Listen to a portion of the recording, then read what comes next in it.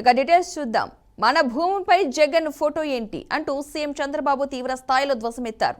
తూర్పుగోదావరి జిల్లా రాయవరంలో మీ భూమి మీ హక్కు కార్యక్రమాన్ని సీఎం చంద్రబాబు ప్రారంభించారు. ఈ సందర్భంగా రైతులకు రాజముద్రతో కూడిన కొత్త పట్టాదారు పాస్ పుస్తకాలు పంపిణీ చేశారు. అనంతరం ఏర్పాటు చేసిన సభలో చంద్రబాబు మాట్లాడుతూ జగన్ హయాంలోని గత ప్రభుత్వ భూ విధానాలపై తీవ్ర స్థాయిలో మండిపడ్డారు. హామీ ఇచ్చాను, మీకు గట్టిగా చెప్పాను, మీ ఆస్తులు మీకు భద్రత ఇది ఉండాలి. మీ భూమి మీ హక్కు వేరే వాళ్ళ ఫోటో ఉండడానికి వీలు లేదు. రాజముద్రతో మళ్ళీ మీకు పట్టాదారు పాస్ పుస్తకాలు ఇస్తానని చెప్పాను. అదే సమయంలో ల్యాండ్ టైటిలింగ్ యాక్ట్ రద్దు చేస్తానని చెప్పాను. రెండో సంతకం దాని మీదనే పెట్టాను. నేను తెలంగాణలో రికార్డు చూశాను, ఇక్కడ రికార్డు చూశాను. ఇక్కడ బ్రిటిష్ పాలన, తెలంగాణలో నిజాం పాలన. ఈ రెండు పరిపాలనలో తెలంగాణలో భూములు ఒకరికి ఇచ్చేసేవాళ్ళు. ఆ రోజు నిజాం ఇష్ట ప్రకారం ఎవరన్నా అడిగితే ఒక భూమి 5 ఎకరాలు దానం చేసి ఇంకొకరు వస్తే వాళ్ళకు కూడా 5 ఎకరాలు ఆ 5 ఎకరాలు వాళ్ళకి ఇచ్చేసేవాడు. ఆ విధంగా హైదరాబాద్ మొత్తం చూస్తే ఎక్కడ చూసినా డిస్ప్యూట్ ల్యాండ్. కానీ బ్రిటిష్ వాళ్ళు నాకు చిన్నప్పటి నుంచి జ్ఞాపకం, తర్వాత కూడా మనం ఫాలో అయ్యాం. కానీ ఎన్టీ రామారావు గారు ముఖ్యమంత్రి అయిన తర్వాత ఒకే మాట అన్నాడు, ఇది నా భూమి నా హక్కు, నీ పెత్తనం ఏంటని సినిమా కూడా తీశాడు, మీకు జ్ఞాపకం ఉంటుంది. బ్రిటిష్ వాళ్ళ పైన ఒక సర్వే రాళ్లపై ఆనాటి ముఖ్యమంత్రి బొమ్మ కోసం 660 కోట్లు ఖర్చు పెట్టాడు. 660 కోట్లు పెడితే ఒక మెడికల్ కాలేజ్ రెండో ఒకటి అయి ఉండేది కదా, ఎందుకు పెట్టలేదు? ఇంకొక పక్కన పట్టాదారు పాస్ పుస్తకాల పైన ఆయన ఫోటో వేసుకోవడానికి 22 కోట్లు ఖర్చు పెట్టాడు. ఈ రోజు మీరు ఒకసారి చూస్తే 77 లక్షల సర్వే రాళ్లపైన ఆయన ఫోటో ఉంటే మళ్ళీ క్లీన్ చేయించా. నిన్న మొన్న మీరు చూశారు, దేశంలో వచ్చిన పెట్టుబడుల్లో 25.3% మన రాష్ట్రానికి వచ్చాయంటే అది ఇక్కడుండే ఎన్డీఏ ప్రభుత్వం యొక్క సామర్థ్యత అని మీ అందరికీ విజ్ఞప్తి చేస్తున్నా. నేను గాని మిత్రుడు పవన్ కళ్యాణ్ గారు గాని ఇంకో పక్క బీజేపీ అధినేత ప్రధానమంత్రి నరేంద్ర మోడీ గారు రేపు మార్చి లోపల పోలవరం పూర్తి చేసి జాతికి అంకితం చేసే బాధ్యత తీసుకుంటాం. ఇది ఒక చరిత్ర, మామూలు చరిత్ర కాదు. నా జీవిత ఆశయంగా పెట్టుకున్నా పోలవరం పూర్తి చేసి 40 సంవత్సరాలుగా మీరు చూస్తే 3000 టీఎంసీ నీళ్లు సముద్రం పాలవుతున్నాయి. ఇందులో ఒక 200-300 టీఎంసీ మనం ఉపయోగించుకుంటే ఇంకా కరువనే మాట లేదు. నిన్న మీరు చూశారు తిరుమల పైన, మొన్నటి వరకు తిరుమలలో జరిగే నెయ్యి కల్తీ, ప్రసాదాలు కల్తీ, అక్కడ దర్శనాలు కల్తీ. అదే ఈరోజు ఎన్డీఏ గవర్నమెంట్ వచ్చింది. తమ్ముళ్ళు మీరు ఈ మధ్యకాలంలో ఎవరన్నా తిరుమలకు పోయి వచ్చారా అని అడుగుతున్నా, పోయిన వాళ్ళకి వ్యత్యాసం కనపడిందా లేదా అని మిమ్మల్ని అడుగుతున్నా. ఎప్పుడూ చేయని విధంగా వైకుంఠ ఏకాదశి జరిపాం. అన్నీ కూడా మీరు చూస్తే ఇంకొక పక్కన వెంకటేశ్వర స్వామి ప్రసాదాలు పవిత్రంగా తయారు చేస్తున్నాం. ఇలాంటి ఒకటి రెండు కాదు, ఒక అమరావతి నిన్న కూడా చూశారు. ఎవరైనా సరే బుద్ధి జ్ఞానం ఉండే వ్యక్తులు మాట్లాడతారు నాకు తెలియదు. ముఖ్యమంత్రి ఎక్కడుంటే అక్కడే క్యాపిటల్ అంట. మొన్నటి వరకు 3 ముక్కలాట ఆడారు, అంటే 3 రాజధానులు అన్నారు. ప్రపంచంలో ఎక్కడా లేవన్నాం, కానీ వినలేదు. ప్రజలు గుణపాఠం చెప్పారు, ఎన్నో ఇబ్బందులు పెట్టారు. ఇప్పుడు మాట్లాడుతున్నాడు, ఎక్కడ రాజ్యాంగంలో రాజధాని పేరు లేదంట. ముఖ్యమంత్రి ఎక్కడ కూర్చొని పనిచేసి బెంగళూరులో కూర్చుంటే ఇడుపుల బాయికి పోతే అదే రాజధాని. అంటే ఏంటి చేదస్తో నాకైతే అర్థం కావడం లేదు. ఇప్పుడు అంటున్నాడు అది నది పక్కన వచ్చిందంట. రాజమండ్రి ఎక్కడుంది?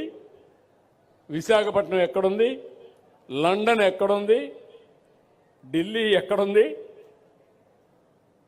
చెన్నై ఎక్కడుంది? అంటే బాంబే ఎక్కడుంది? కనీసం ఇలాంటి ఇంగిత జ్ఞానం లేని వాళ్ళు కూడా రాజకీయాలు చేస్తే వీళ్ళు ఏం మాట్లాడాలి? రెండు రాష్ట్రాల మధ్య వివాదాలు ఉండకూడదనే కాంగ్రెస్ తెలంగాణ ఇచ్చిందని సీఎం రేవంత్ రెడ్డి అన్నారు. రాజకీయాలకు అతీతంగా నీళ్ల సమస్యను పరిష్కరించుకోవాలని చెప్పారు. కోర్టుల్లో కాకుండా మన సమస్యలు మనమే పరిష్కరించుకుందామని విజ్ఞప్తి చేశారు. రంగారెడ్డి జిల్లా రావేర్యాల్లో సుజెన్ మెడికేర్ ప్రారంభోత్సవంలో సీఎం రేవంత్ మాట్లాడుతూ నీళ్ల సమస్యపై స్పందించారు. జల వివాదం విషయంలో రాజకీయ ప్రయోజనం పొందాలని తమ ప్రభుత్వం ప్రయత్నించడం లేదని స్పష్టం చేశారు.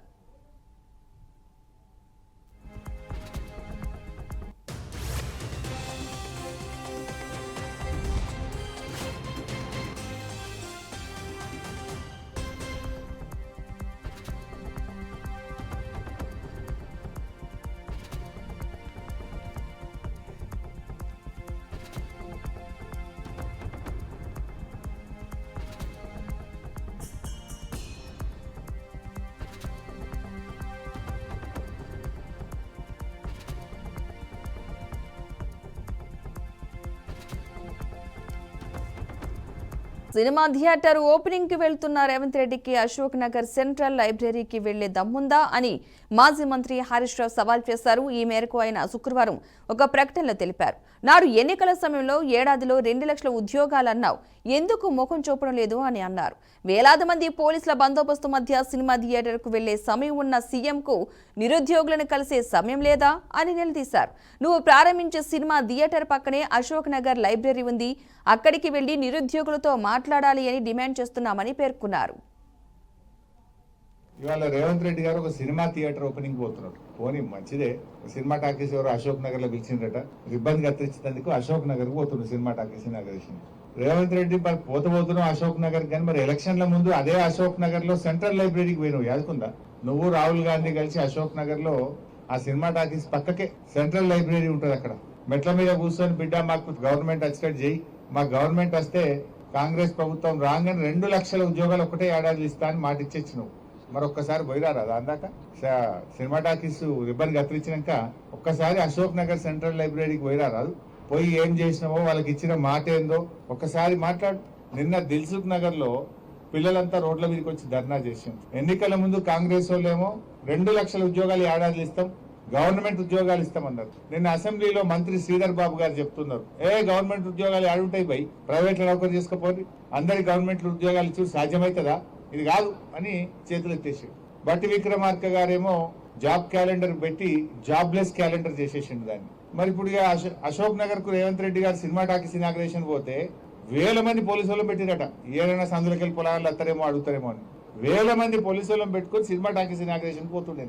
ఇప్పుడు నిన్న మొన్న దిల్సుఖ్ నగర్ లో పిల్లలు పాపం ఏమైనాయి మా 2 లక్షల ఉద్యోగాలు, ఏమైంది మా జాబ్ క్యాలెండర్ అని అడిగితే వాళ్ళ ఈపులన్నీ వాయగొట్టేసి బూతులు తిట్టి పోలీస్ అధికారులు మనం చూసినాం సోషల్ మీడియాలో. ఆ నిరుద్యోగ పిల్లల్ని నోటితో ఉచ్చరించలేని భాషలో బూతులు తిట్టుకుంటూ ఈపులన్నీ పగలగొట్టిండ్రు, రక్తాన్ని చిందించే విధంగా కొట్టిండ్రు పిల్లల్ని. ఇప్పుడేమో ఈయన అశోక్ నగర్ పోయి సినిమా టాకీస్ ఇనాగ్రేషన్ చేస్తారు. నేను రేవంత్ రెడ్డి డిమాండ్ చేస్తున్నా, సరే సినిమా టాకీస్ కు పోతావా, యాడికి పోతావో నీ ఇష్టం, నేను దాని గురించి మాట్లాడా. కానీ అదే అశోక్ నగర్ లో నువ్వు ఇనాగ్రేషన్ చేసే సినిమా థియేటర్ పక్కనే అశోక్ నగర్ సెంట్రల్ లైబ్రరీ ఉంది. అక్కడికి వెళ్లి పిల్లలకు ఆనాడు నువ్వు ఏం మాట ఇచ్చినవో, ఎన్ని ఉద్యోగాలు. పిఠాపురంలో జరిగిన సంక్రాంతి మహోత్సవాల్లో AP deputy CM Pawan Kalyan పాల్గొన్న సందర్భంగా వివాదం చెలరేగింది. బూట్లు విప్పకుండానే శ్రీ మహావిష్ణువు ప్రతిమను స్వీకరించడంపై వైసీపీ నేతలు తీవ్ర విమర్శలైతే గుప్పించారు. సనాతన ధర్మం అంటూ మాట్లాడే పవన్ కళ్యాణ్ కనీస ఆచారాలు పాటించలేదని ఆరోపించారు. గతంలో జగన్ దేవుడి ప్రతిమలను భక్తి శ్రద్ధలతో స్వీకరించిన దృశ్యాల వీడియోను వైసీపీ విడుదల చేయడంతో పాటు పవన్ బూట్లు విప్పకుండా శ్రీ మహావిష్ణువు ప్రతిమను స్వీకరించిన వీడియోలను సోషల్ మీడియాలో వైరల్గా మారడంతో రాజకీయంగా హాట్ టాపిక్గా మారింది. భద్రాద్రి కొత్తగూడెం అశ్వారావుపేట వ్యవసాయ కళాశాలలో రైతు మేళా కార్యక్రమంలో మంత్రులు తుమ్మల నాగేశ్వరరావు, ఉత్తమ్ కుమార్ రెడ్డి, ఎమ్మెల్యేలు జారే ఆదినారాయణ, తెల్లం వెంకట్రావు పాల్గొన్నారు. 350 మంది రైతులకు 1.07 కోట్ల విలువైన యాంత్రీకరణ పనిముట్లు పంపిణీ చేసి వ్యవసాయ యాంత్రీకరణ పథకం పునరుద్ధరణ ప్రారంభోత్సవం చేశారు. జాతీయ ప్రకృతి వ్యవసాయ మిషన్లో భాగంగా ప్రకృతి వ్యవసాయ పథకం ప్రారంభించి వ్యవసాయ ఉద్యాన పామాయిల్ సాగుపై శాస్త్రవేత్తలు ఆదర్శ రైతులతో అవగాహన సదస్సులో పాల్గొన్నారు. సేంద్రియ వ్యవసాయం దిశగా ప్రభుత్వం అడుగులు వేస్తోందని, దేశంలో వరిధాన్యం ఉత్పత్తిలో తెలంగాణ మొదటి స్థానంలో సదస్సులో మాట్లాడిన ఉత్తమ్ కుమార్ రెడ్డి ఈ వ్యాఖ్యలు చేయడం జరిగింది. రైతులకి ఎంతో మేలు చేసే విషయాలు, ఇది చాలా అప్రోప్రియేట్ ప్రోగ్రామ్స్ అని నేను భావిస్తున్నా. కొన్ని సంవత్సరాలుగా ఏ కారణంగా కానీ ఈ ఫార్మ్ మెకనైజేషన్, ఈ యాంత్రీకరణ కార్యక్రమం ప్రభుత్వాలు ఆపేసినాయి. పూర్తిగా ఇప్పుడు ఈ 2 ఏళ్లలో చేయలేదు, అంతకుముందు ఉన్న 10 ఏళ్లలో కూడా బహుశా చాలా ఏళ్ళు ఆపినాయి ప్రోగ్రామ్స్. మళ్ళీ ఈ కార్యక్రమం మొదలుపెట్టి మరి రైతులకి 50% సబ్సిడీ మీద వ్యవసాయ పరికరాలు ఇవ్వడం ఎంతో సంతోషకరమైన శుభ పరిణామం. ఈ ఆర్థిక సంవత్సరంలో 131,000 మంది రైతులకి సుమారు 100 కోట్ల రూపాయల ద్వారా వ్యవసాయ యంత్రములు అందించాలని ప్రభుత్వం నిర్ణయించి ఆ కార్యక్రమం ఈరోజు ఇక్కడితో మొదలుపెట్టడం ఇది చాలా శుభ పరిణామానికి నేను భావిస్తున్నాను. పూర్తిగా సమాజంలో ఆరోగ్యం దెబ్బతినే విధంగా ఈ యొక్క అన్యాచురల్ అగ్రికల్చర్, ఈ కెమికల్స్ అండ్ ఫర్టిలైజర్స్తో పెరుగుతూ పోయి మరి ఆరోగ్యాలు దెబ్బతింటున్న ఈ సమయంలో న్యాచురల్ ఆర్గానిక్ ఫార్మింగ్, ఈ ప్రకృతి వ్యవసాయంపై రాష్ట్ర ప్రభుత్వం యొక్క వ్యవసాయ శాఖ ప్రత్యేక దృష్టి సారించి ఈరోజు ఒక మిషన్ మోడ్లో ఒక ప్రత్యేక దృష్టితో ఆ కార్యక్రమం ఇక్కడి నుంచి మొదలుపెట్టడం కూడా ఇది చాలా చాలా సంతోషకరం అని చెప్పి నేను మనం చేస్తున్నాను. ఎన్నో వందల మందిని దేశాలకి ఎక్కడికి వెళ్ళినా మేము అశ్వారావుపేట విద్యార్థిని అని చెప్పుకునేటటువంటి మంచి కళాశాలకి ఈరోజు కార్యక్రమం తీసుకున్నాం. దాంట్లో కావాల్సినటువంటి అభివృద్ధి కార్యక్రమాలకి ఈరోజు 8 కోట్ల రూపాయలు వైస్ ఛాన్సలర్ గారు యూనివర్సిటీ నుంచి నిధులు ఇచ్చారు. ఆ కార్యక్రమాల శంకుస్థాపనతో పాటు ముఖ్యంగా సీతారామ ప్రాజెక్టు పనుల యొక్క పద్ధతి రేపు రాబోయే 3 సంవత్సరాల్లో దాన్ని పూర్తి స్థాయిలో కంప్లీట్ చేసి నా యొక్క జీవిత కోరిక ఈ ఉభయ 2 జిల్లాలు కూడా సస్యశ్యామలం కావాలంటే గత 2 సంవత్సరాలుగా ఆనాడు డిస్ట్రిబ్యూటరీ కెనాల్స్ని ఇంక్లూడ్ చేయకుండా ప్రాజెక్టు శాంక్షన్ చేస్తే ఇంకా 3-4 వేల కోట్ల రూపాయలు అధికంగా కావాల్సి వచ్చింది. మంత్రి గారిని ఇబ్బంది పెట్టి ముఖ్యమంత్రి గారి యొక్క సహాయంతో వాటిని కూడా మనం శాంక్షన్ చేస్తున్నాం.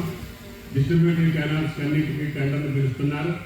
కాబట్టి అన్ని నియోజకవర్గాల శాసనసభ్యులు తప్పకుండా మీరు ప్రయత్నం చేసి వెంటనే ల్యాండ్ ఎక్విజిషన్ పూర్తి చేసి ప్రతి నియోజకవర్గంలో మీరు కెనాల్ దాటుకుంటే నీళ్లు వచ్చేదానికి సిద్ధంగా చేస్తున్నాం. మౌలానా ఆజాద్ నేషనల్ ఉర్దూ యూనివర్సిటీ విద్యార్థులతో బీఆర్ఎస్ వర్కింగ్ ప్రెసిడెంట్ కేటీఆర్ భేటీ అయ్యారు. వర్సిటీ భూముల అంశంపై విద్యార్థులతో చర్చించారు. యూనివర్సిటీ భూములను ప్రభుత్వం వెనక్కి తీసుకోవడం దారుణమని కేటీఆర్ అన్నారు. భూముల విషయంలో 10,000 కోట్ల కుంభకోణం జరిగిందని, సెంట్రల్ యూనివర్సిటీ భూములను లాక్కోవాలని చూస్తున్నారని కేటీఆర్ ఆరోపించారు. కానీ సుప్రీంకోర్టు ఇన్వాల్వ్ అయిన తర్వాత నిజంగా ఒక బాధాకరమైన సంఘటన జరిగింది. సుప్రీంకోర్టు ఇన్వాల్వ్ అయ్యి ఒక సెంట్రల్ ఎంపవర్డ్ కమిటీని వేసింది.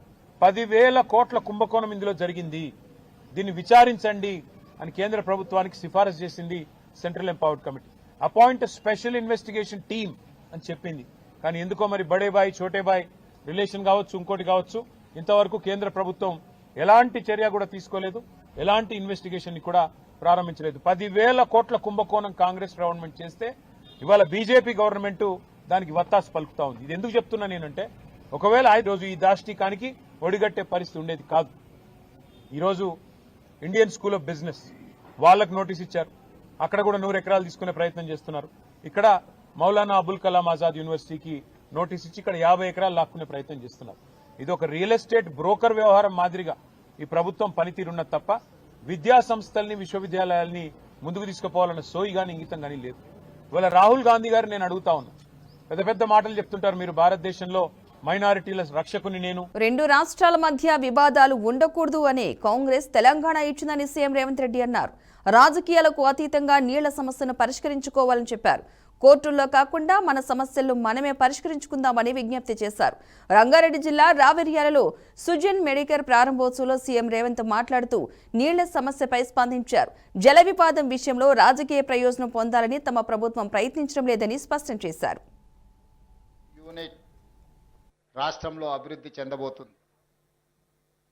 ఈరోజు తెలంగాణ రాష్ట్ర ప్రభుత్వము పాలసీ పెరాలసిస్ లేకుండా ప్రభుత్వానికి ప్రణాళికబద్ధమైన పాలసీలు ఉంటే రాష్ట్రానికి పెట్టుబడులను ఆకర్షించడమే కాకుండా పెట్టుబడులు పెడుతున్న యాజమాన్యానికి రక్షణ కల్పించడమే కాకుండా ఆ పెట్టుబడులకు లాభం వచ్చే విధంగా ప్రభుత్వ ప్రణాళికలు ప్రభుత్వ విధానాలు ఉండాలి అని భావించి ఈరోజు తెలంగాణ రాష్ట్ర ప్రభుత్వం ఒక గ్లోబల్ సమ్మిట్ని ఏర్పాటు చేసి తెలంగాణ స్టేట్కి ఒక కాంప్రహెన్సివ్ పాలసీ డాక్యుమెంట్ను రిలీజ్ చేయడం జరిగింది. రేపటి భవిష్యత్తులో తెలంగాణ రాష్ట్ర ఆర్థిక వ్యవస్థ ఈ క్యూర్ మీద ప్యూర్ మీదనే ఆధారపడి ఉంది. అందుకే cure outer ring road inside service సెక్టర్గా, ప్యూర్ ఏరియాని మ్యానుఫ్యాక్చరింగ్ సెక్టర్గా, రేర్ ఏరియాని అగ్రికల్చర్ ఎకానమీగా ఈరోజు తెలంగాణ రాష్ట్ర ప్రభుత్వం ప్రణాళికలు సిద్ధం చేసి ఈ పారదర్శకమైన ప్రణాళికలని పెట్టుబడులను ఆకర్షించడానికి ఈ దేశంలో ఉండే ఇతర నగరాలతో పోటీ పడడం కాదు, ప్రపంచంలో ఉండే గొప్ప నగరాలు గొప్ప దేశాలతో ఈరోజు తెలంగాణ పోటీ పడాలనుకుంటుంది. పదే పదే చర్చలలో ఆంధ్రప్రదేశ్తోనో, కర్ణాటకతోనో, మహారాష్ట్రతోనో, తమిళనాడుతోనో, లేకపోతే ఢిల్లీలో ఉండే గుర్గాంతోనో తెలంగాణ పోటీ పడుతుంది అన్న చర్చ జరుగుతుంది. ఆ చర్చకు పులి స్టాప్ పెట్టి ఈరోజు జపాన్, జర్మన్, సౌత్ కొరియా లాంటి దేశాలతో, సింగపూర్, టోక్యో, న్యూయార్క్ లాంటి నగరాలతో పోటీ పడాలని ఈరోజు తెలంగాణ రాష్ట్ర ప్రభుత్వం ఆలోచన చేస్తుంది. ఈరోజు తెలంగాణలో ఎస్బి, నల్సార్ యూనివర్సిటీ, IIIT ఇలాంటి మంచి యూనివర్సిటీలు, నాలెడ్జ్ హబ్ ఈరోజు తెలంగాణలో ఉంది. ఈరోజు పరిశ్రమలకు అనుకూలమైన పరిస్థితులు, ప్రభుత్వ విధానాలు అందుబాటులో ఉన్నాయి. అందుకే ఈరోజు Telangana wanted to rise, Telangana wanted to compete with New York, South Korea, or other countries. అందులో భాగంగా ఈరోజు ఇలాంటి యంగ్ ఎంటర్ప్రెనర్స్ ప్రారంభించే యూనిట్స్ని తెలంగాణ రాష్ట్ర ప్రభుత్వము సంపూర్ణంగా మద్దతు ఇచ్చి ప్రోత్సహించి ప్రభుత్వం నుంచి అవసరమైన అనుమతులను సరైన సమయంలోనే వాళ్ళకి ఇచ్చే విధంగా ఈరోజు ప్రభుత్వ విధానాలను తీసుకురావడం జరిగింది. ఒక చావు భయాన్ని ప్రపంచానికే కల్పించిన కోవిడ్ వ్యాక్సిన్లో అవుట్ ఆఫ్ 4 కోవిడ్ వ్యాక్సిన్స్ని 3 వ్యాక్సిన్లు మన ప్రాంతం నుంచి, జినోమ్ వ్యాలీ నుంచి, తెలంగాణ రాష్ట్రం నుంచి, హైదరాబాద్ నగరం నుంచి ప్రపంచానికి అందించడం అంటే ఈరోజు ప్రపంచమే మన వైపు తిరిగి చూసే విధంగా ఈరోజు ఫార్మా రంగంలో మనం రాణించడం జరిగింది. సిలికాన్ వ్యాలీలో ఐటీ, ప్రపంచ దిగ్గజాలైన ఐటీ కంపెనీలు ఈరోజు నడుస్తున్నాయంటే ఆ కంపెనీల సీఈఓలు మన ప్రాంతంలో చదువుకున్న వాళ్ళు, ఈరోజు పెద్ద పెద్ద గ్లోబల్ కంపెనీలకు సీఈఓలుగా మన దగ్గర చదువుకున్న విద్యార్థులు ఈరోజు ప్రపంచంలోనే గొప్ప కంపెనీలకు ఈరోజు సీఈఓలుగా రాణించారు. ఇది ఒక గొప్ప సక్సెస్ స్టోరీ హైదరాబాద్ నగరానికి ఉన్నది, తెలంగాణ రాష్ట్రానికి. అందుకే ఆ సక్సెస్ స్టోరీని ముందుకు తీసుకెళ్ళాలి, ప్రపంచంతో పోటీ పడే విధంగా మన రాష్ట్రాన్ని తీర్చిదిద్దాలి. తెలంగాణ రాష్ట్ర ప్రభుత్వము ఇప్పటి వరకు 75,000 ప్రభుత్వ ఉద్యోగాలు ఇచ్చింది. భవిష్యత్తులో ఇంకా వేలాది ఉద్యోగాలు ఇచ్చినా 30 లక్షల నిరుద్యోగ యువకులు తెలంగాణ రాష్ట్రంలో ఉన్నారు. మరి వాళ్ళందరికీ ఉద్యోగ ఉపాధి అవకాశాలు కల్పించాలంటే ప్రైవేట్ రంగంలో పెట్టుబడులను ఆకర్షించాలి. ప్రైవేట్ రంగంలోనే ఇవాళ ఐఏఎస్ ఆఫీసర్కి వచ్చే జీతం 2.5-3 లక్షల రూపాయలు. కానీ అదే ఒక ప్రైవేట్ కార్పొరేట్ కంపెనీలో ఈరోజు మనం పత్రికలలో చూస్తున్న సంవత్సరానికి వాళ్ళ ప్యాకేజీలు 5 కోట్లు 10 కోట్ల రూపాయల ప్యాకేజీలు వస్తున్నాయి. రీసెంట్గా IIIT స్టూడెంట్కి 1.5 crore ఆయనం ప్యాకేజ్ వచ్చిందంటే నెలకు వాళ్ళ జీతభత్యాలు ఎంత వస్తున్నాయో చూడండి. సో అందుకే తెలంగాణ నిరుద్యోగ యువకులకు ప్రభుత్వ ఉద్యోగాలతో పాటు ప్రైవేటు రంగంలో అంది వచ్చే అవకాశాలను ఈరోజు అందిపుచ్చుకోవాలి. నిన్నమన్నా సొంత రాష్ట్రంలో కానీ పక్క రాష్ట్రంలో కానీ నీటి వివాదాలకు సంబంధించి పదే పదే చర్చలు జరుగుతున్నాయి. నేను ఈ వేదిక మీద నుంచి ఈ రాష్ట్రంలో ఉండి పక్క రాష్ట్రంలో రాజకీయ పార్టీలలో ఉన్న ప్రజాప్రతినిధులకు ఒక సూచన చేయదలుచుకున్నా, ఒక విజ్ఞప్తి చేయదలుచుకున్నా. మీకు పంచాయతీలు కావాలన్నా నీళ్లు కావాలన్నా అని ఎవరైనా నన్ను అడిగితే తెలంగాణ రాష్ట్రానికి నీళ్లు కావాలని నేను కోరుకుంటా. మీకు వివాదాలు కావాలన్నా మీకు పరిష్కారం కావాలన్నా అంటే నేను పరిష్కారం కోరుకుంటా. నీళ్ల వివాదం ముసుగులో రాజకీయ ప్రయోజనం పొందాలి అని మా ప్రభుత్వం మా పార్టీ భావించడం లేదు. 2 రాష్ట్రాల మధ్యలో ఉండే సమస్యల్ని శాశ్వతంగా పరిష్కరించాలి అని తెలంగాణ ప్రత్యేక రాష్ట్రాన్ని శ్రీమతి సోనియా గాంధీ గారు కాంగ్రెస్ పార్టీ ఇచ్చింది. ఏపీ రాజధానిపై మాజీ సీఎం జగన్ చేసిన వ్యాఖ్యలను కావాలనే వక్రీకరిస్తున్నారని వైసీపీ మాజీ మంత్రి పేర్ని నాని ఆరోపించారు. జనం సొమ్ముతో నదీ పరివాహక ప్రాంతాల్లో రాజధాని కడతారా అని జగన్ ప్రశ్నించారే తప్ప అభివృద్ధికి వ్యతిరేకం కాదని స్పష్టం చేశారు. విజయవాడ గుంటూరు మధ్య రాజధాని కడితే ప్రజలే తమ అవసరాలకు అనుగుణంగా నిర్మించుకుంటారని జగన్ సూచించారని తెలిపారు. అమరావతిలో వర్షాలు వస్తే చెట్లు తొలగించడం, నీళ్లు తోడేందుకు 100 కోట్ల రూపాయలు ఖర్చు చేయాల్సి వస్తోందని విమర్శించారు. 1000 కోట్లతో యంత్రాలు కొనుగోలు చేయడం కంటే విజయవాడ గుంటూరు మార్గంలో రాజధాని నిర్మిస్తే మరింత ప్రయోజనకరంగా ఉంటుందని జగన్ అభిప్రాయపడ్డారని పేర్ని నాని వెల్లడించారు. మొత్తాన్ని వదిలేసి మధ్యలో అక్కడక్కడ పాయింట్లు పట్టుకుని జగన్ గారు ఏం చెప్పాడు? ఇది తప్పయ్యా, నీచం ఇది. ముందే 50 ఎకరాలకి ఇంకా ఏం మీరు చేయలేదు, పట్టాలు ప్లాట్లు ఇవ్వలేదు, రోడ్లు వేయలేదు, సౌకర్యాలు కల్పించలేదు, వాళ్ళ ఆస్తులకు విలువ కల్పించలేదు, తీరుతెన్ను లేదు, దారి తెన్ను లేదు. ముందు వాళ్ళ సంగతి చూడండి. మళ్ళీ 50 ఎకరాలు ఏంటి? మాజీ సీఎం జగన్ పై విజయవాడ ఎంపీ కేశినేని శివనాథ్ తీవ్ర స్థాయిలో ధ్వజమెత్తారు. జగన్ చెప్పేవన్నీ అబద్దాలని, రాయలసీమ లిఫ్ట్ ఇరిగేషన్ పేరుతో 925 కోట్లు తన అనునాయులకు కట్టబెట్టి ప్రాజెక్టును అటకెట్టించారని విమర్శించారు. విజయవాడలోని ఏ కన్వెన్షన్ సెంటర్లో నిర్వహించిన మీడియా సమావేశంలో ఆయన మాట్లాడుతూ సాక్షి పత్రికలో వచ్చేవి అర్ధసత్యాలని మండిపడ్డారు. ఓటమి భయంతోనే జగన్ అనుచిత వ్యాఖ్యలు చేస్తున్నారని ఎద్దేవా చేశారు. ముఖ్యమంత్రి చంద్రబాబు అమరావతి, విశాఖ, రాయలసీమల అభివృద్ధికి కట్టుబడి ఉన్నారని, మంగళగిరి, విజయవాడ, గుంటూరులను కలిపి మహానగరంగా తీర్చిదిద్దుతున్నారని అన్నారు. విద్యుత్ ఛార్జీల తగ్గింపు, భోగాపురం ఎయిర్పోర్ట్ నిర్మాణం కూటమి ప్రభుత్వ ఘనత అని చెబుతూ వైసీపీ చరిత్ర ముగిసిందని, రాబోయే 25 ఏళ్లు కూటమి ప్రభుత్వమే అధికారంలో ఉంటుందని కేశినేని శివనాథ్ ధీమా వ్యక్తం చేశారు. నిన్న పులివెందుల ఎమ్మెల్యే జగన్ రెడ్డి ఒక వికృతమైన మనస్తత్వం కలిగిన వ్యక్తి, ఎవరూ కూడా సంతోషంగా ఉంటే ఇష్టపడని వ్యక్తి.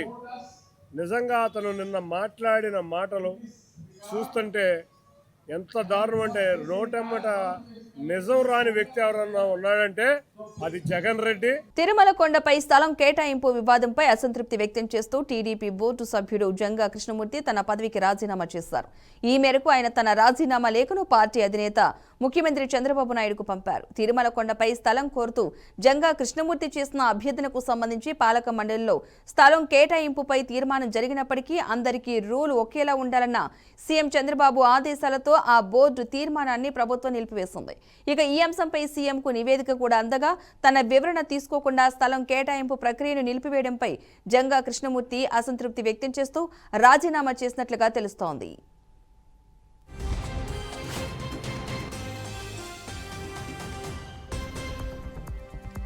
సినిమా టికెట్ల రేట్ల పెంపుపై తెలంగాణ హైకోర్టు ఆగ్రహం వ్యక్తం చేసింది. పదే టికెట్ల రేట్లు ఎందుకు పెంచుతున్నారని ప్రభుత్వంపై మండిపడింది. ఎన్నిసార్లు చెప్పినా మీ ఆలోచన మారడం లేదు, ఎందుకు అని ప్రశ్నల వర్షం కురిపించింది. మెమో ఇచ్చే అధికారికి నిబంధనలు తెలియదా అని సీరియస్ అయింది. The Raja Saab cinema ticket ధరలు పెంచుకునేందుకు తెలంగాణ రాష్ట్ర ప్రభుత్వం అనుమతించింది. అయితే ఈ వ్యవహారంపై హైకోర్టులో పిటిషన్ దాఖలైంది. దీంతో విచారణ చేసిన హైకోర్టు ప్రభుత్వంపై సినీ నిర్మాతలపై ఆగ్రహం వ్యక్తం చేస్తూ టికెట్ రేట్లు పెంచుతూ ప్రభుత్వం జారీ చేసిన మెమోను సస్పెండ్ చేసింది.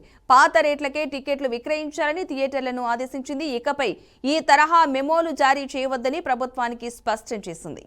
ఆపరేషన్ కగార్తో మావోయిస్టులకు వరుసగా ఎదురు దెబ్బలు తగులుతున్నాయి. తాజాగా ఛత్తీస్గఢ్ దంతెవాడ జిల్లాలో పోలీసు ఉన్నతాధికారులు ఎదుట 63 మంది మావోయిస్టులు లొంగిపోయారు. వారిలో 18 మంది మహిళా మావోయిస్టులు ఉన్నారు. పశ్చిమ బస్తర్ డివిజన్ కమిటీ కార్యదర్శి మోహన్ కర్తి తన భార్యతో కలిసి పోలీసుల ఎదుట లొంగిపోయారు.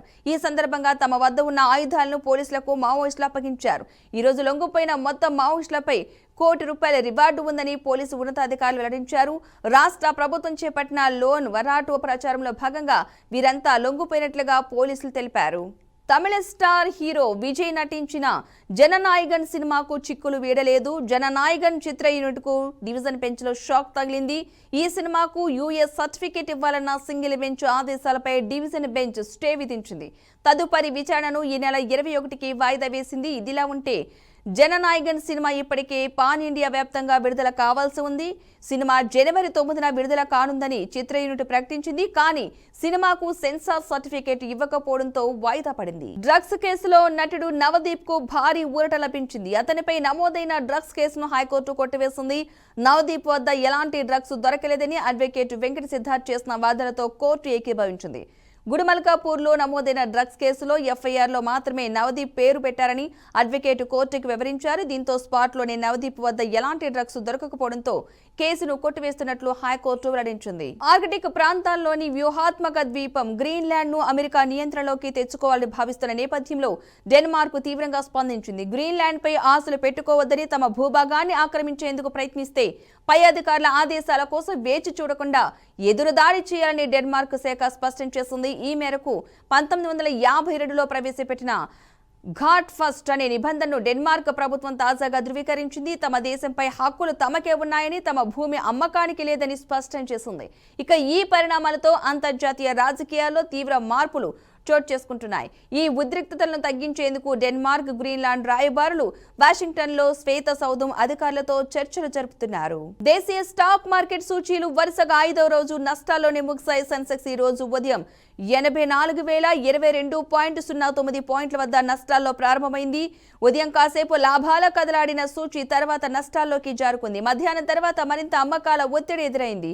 ఇంట్రాడేలో 83,402.28 వద్ద కనిష్టాలను తాకిన సూచీ చివరకు 604.72 పాయింట్ల నష్టంతో అయితే 83,576.24 వద్ద ముగిసింది. నిఫ్టీ 193.55 పాయింట్ల నష్టంతో 25,683.30 వద్ద స్థిరపడింది. ఇక డాలర్తో రూపాయి మారకం విలువ 90.16గా ఉంది.